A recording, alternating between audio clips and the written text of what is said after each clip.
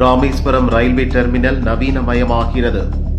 101 கோடியை மத்திய அரசு ஒதுக்கி பணிகள் விறுவிறுப்பாக நடக்கிறது. ராமேஸ்வரம் கிழக்கு வடக்கு பகுதிகளில் புதிய டெர்மினல்கள் அமைப்பு. ராமேஸ்வரம் சென்னை வந்தே பாரத் சேவைக்கு பிரதமர் மோடி அடித்தளம்.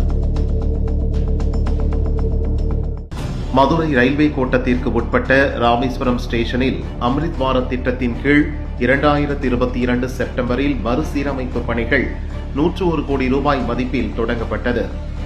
ராமேஸ்வரம் கிழக்கு மற்றும் வடக்கு பகுதிகளில் புதிய டெர்மினல்கள் கட்டப்படுகின்றன.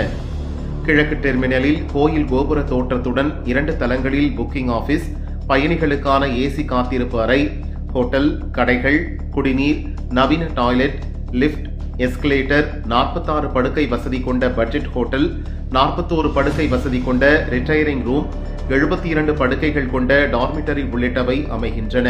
வடக்கு டெர்மினலில் நிர்வாக கட்டிடங்கள், ரயில் இயக்கத்துறைகளின் அலுவலகங்கள் இடம்பெறுகின்றன. பிளாட்பாரங்கள் நவீன வசதிகளுடன் சீரமைக்கப்படுவதுடன் அனைத்து பிளாட்பாரங்களை இணைக்கும் வகையில் பாலம் அமைகிறது. பார்சல், ரயில்வே பாதுகாப்பு படை அலுவலகங்கள், ஊழியர் விடுதிகள் உள்ளிட்ட வசதிகளும் இடம்பெறும். கிழக்கு டெர்மினலின் முன்புறம் பயணிகள் வருகை மற்றும் புறப்பாடு போக்குவரத்திற்கு தனித்தனி இடங்கள் ஒதுக்கப்படுகின்றன. விசாலமான பார்க்கிங் வசதியுடன் காத்திருப்பு இடம் அமைகிறது. முகப்பு பகுதியின் தூண்கள் ராமநாத சுவாமி கோயில் தூண்கள் வடிவில் அமைக்கப்பட்டுள்ளன. இப்பணிகளை தெற்கு ரயில்வே பொது மேலாளர் RN சிங் ஆய்வு செய்தார். ரயில்வே அதிகாரிகள் கூறியதாவது: தமிழகத்தில் அம்ரித் பாரத் திட்டத்தின் கீழ் 3147 கோடி ரூபாயில் 77 ஸ்டேஷன்கள் சீரமைக்கப்பட்டு வருகின்றன.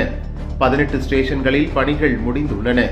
ராமேஸ்வரம் உட்பட நவீனமயமாக்கலில் 18 ஸ்டேஷன்களை பிரதமர் மோடி பயணிகள் பயன்பாட்டிற்காக அர்ப்பணிக்கிறார். இதற்காக அடுத்த மாதம் ராமேஸ்வரம் வரவுள்ளார். ராமேஸ்வரம் சென்னை வந்தே பாரத் சேவையை தொடங்கி வைப்பதுடன் ராமேஸ்வரம் வாரணாசிக்கு கூடுதல் ரயில், மதுரை பழனி வழியாக ராமேஸ்வரம் மங்களூரு உள்ளிட்ட ரயில் சேவைகளையும் தொடங்கி வைக்க உள்ளார்.